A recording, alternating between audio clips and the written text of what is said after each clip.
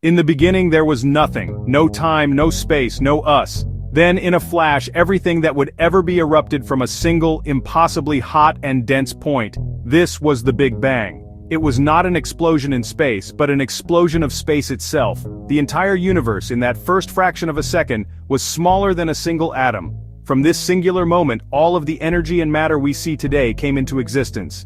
Every galaxy, every star, every planet, and every person can trace their origins back to this one spectacular event. This newborn universe was a roiling, chaotic soup of pure energy. It was a place of unimaginable temperature and pressure. As it expanded at a breathtaking rate, it began to cool. This cooling allowed energy to transform into the first fundamental particles. Quarks, electrons, the tiny building blocks of everything started to pop into existence.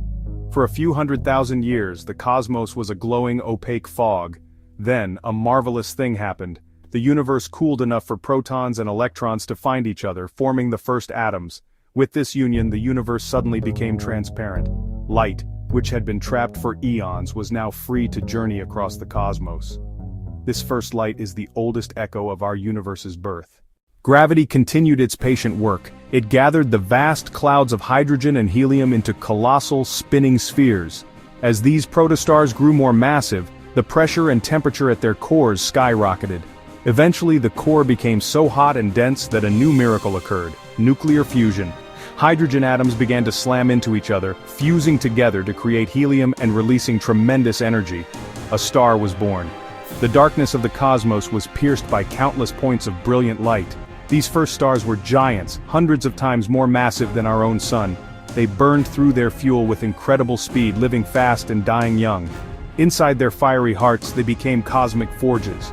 The intense heat and pressure cooked the simple elements of hydrogen and helium into heavier ones.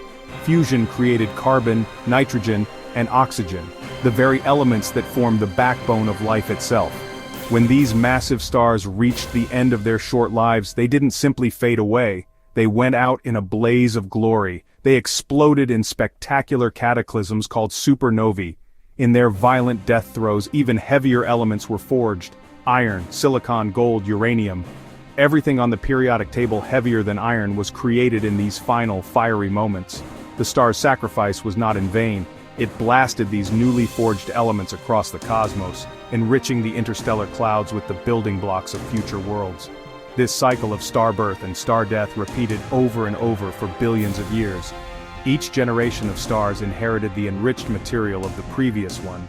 The universe became progressively more complex, its chemical inventory growing richer with each supernova. The clouds of gas and dust from which new stars formed were no longer just hydrogen and helium.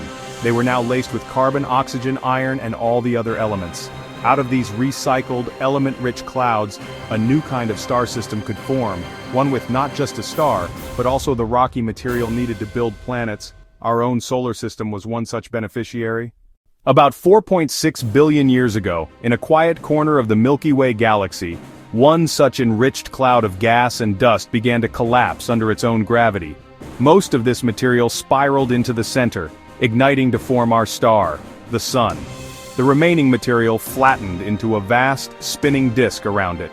This was the protoplanetary disk, a cosmic construction zone filled with dust, ice, and gas. Within this disk, tiny grains of stardust began to stick together. Electrostatic forces caused them to clump, first into pebbles, then into rocks, and then into larger bodies called planetesimals. It was a slow, chaotic, and violent process of cosmic accretion. Over millions of years, these planetesimals collided and merged. The gravitational bullies of the neighborhood grew the fastest, sweeping up material in their path. This is how the planets of our solar system were born. In the hotter inner part of the disk, rocky planets took shape. Mercury, Venus, Earth, Mars. They were forged from heavier elements like silicon, oxygen, and iron, the durable leftovers of long-dead stars. Farther out, where it was colder, gas giants like Jupiter and Saturn formed, gathering up the more abundant hydrogen and helium. Our solar system was taking form, a family of worlds orbiting a young, middle-class star. Early Earth was not the welcoming blue marble we know today.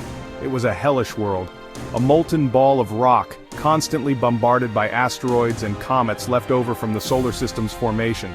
One colossal impact with a Mars-sized body is thought to have blasted a huge chunk of Earth's mantle into orbit, material that would eventually coalesce to form our moon. Volcanoes spewed hot lava and toxic gases, creating a thick, suffocating atmosphere. Slowly, over hundreds of millions of years, Earth began to cool. The relentless bombardment from space subsided. As the surface solidified into a crust, water vapor began to condense. It started to rain.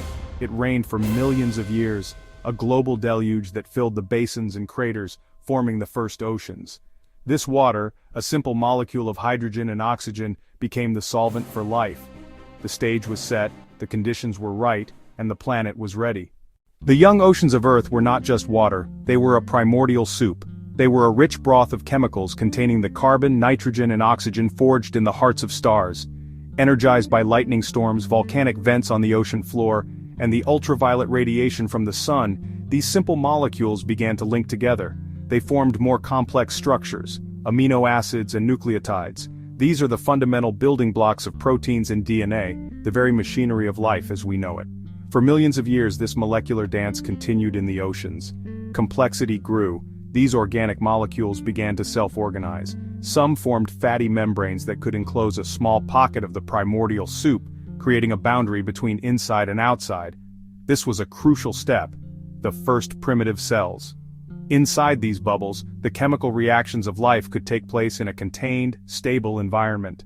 Somewhere, somehow, one of these molecular arrangements developed a remarkable new trick: the ability to make copies of itself. This was the birth of replication, the dawn of heredity. Life had begun. These first life forms were incredibly simple. They were single-celled microbes, far simpler than any bacteria alive today. For more than 2 billion years, nearly half of Earth's entire history, these microbes were the only inhabitants of our planet. They floated in the oceans, consuming the chemical energy around them and slowly, patiently multiplying. One group of these microbes, called cyanobacteria, developed a revolutionary new process: photosynthesis. They learned to harness the energy of sunlight, using it to convert carbon dioxide and water into food. The universe had not only created life, but life had now learned to eat light. Photosynthesis had a profound and planet-altering side effect. Its waste product was oxygen. Over hundreds of millions of years, these tiny microbes pumped enormous quantities of oxygen into the oceans and the atmosphere. For the existing life forms, this was a poison, leading to the planet's first great extinction event. But for evolution, it was an opportunity. This new, oxygen-rich atmosphere paved the way for a new kind of metabolism, one that was far more efficient and powerful. It allowed for the evolution of larger, more complex cells and eventually, multicellular organisms. The quiet work of microbes had terraformed an entire planet. With an oxygen-rich atmosphere and stable oceans, life exploded in diversity and complexity. This was the Cambrian explosion. In a relatively short span of geological time, multicellular life evolved into a dazzling array of forms. The first animals with skeletons, shells, and eyes appeared. Life moved out of the oceans and colonized the land. Plants, insects, amphibians, and reptiles spread across the continents. For hundreds of millions of years, dinosaurs roamed the Earth, the dominant vertebrates on the planet. Our own ancestors at this time were small, shrew-like mammals, scurrying in the shadows of these giants, just trying to survive. Then, 66 million years ago, the cosmos intervened once more. An asteroid 6 miles wide slammed into the planet near what is now the Yucatan Peninsula. The impact triggered global devastation, tsunamis, earthquakes, and a choking dust cloud that blocked out the sun, causing a catastrophic collapse of the food chain. The age of dinosaurs came to an abrupt and fiery end, but their demise was our opportunity. With the great reptiles gone, mammals diversified and flourished, filling the newly vacant ecological niches. Among them was a line of primates that took to the trees, developing grasping hands and forward-facing eyes. In the savannas of Africa, this lineage of primates was pushed to adapt to a changing environment. They came down from the trees and began to walk on 2 legs. This freed their hands to carry food and to craft the first primitive tools. Their brains began to grow in size and complexity. They learned to control fire, to communicate with language, and to form complex social groups. This was the dawn of humanity. We are the descendants of these resilient, intelligent hominins. Our journey has been shaped by cosmic chance, planetary change, and the relentless pressure of natural selection, a process stretching back billions of years. And so, here we are. We are the product of 13.8 billion years of cosmic evolution.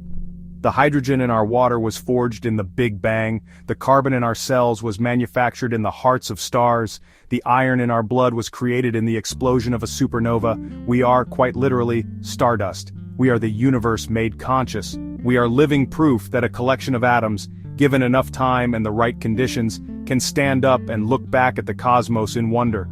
This story, our ultimate origin story, connects us to everything. It reminds us that we are not separate from the universe, we are a part of it, and knowing this gives us a profound sense of purpose and responsibility to cherish this planet and the precious spark of life it holds.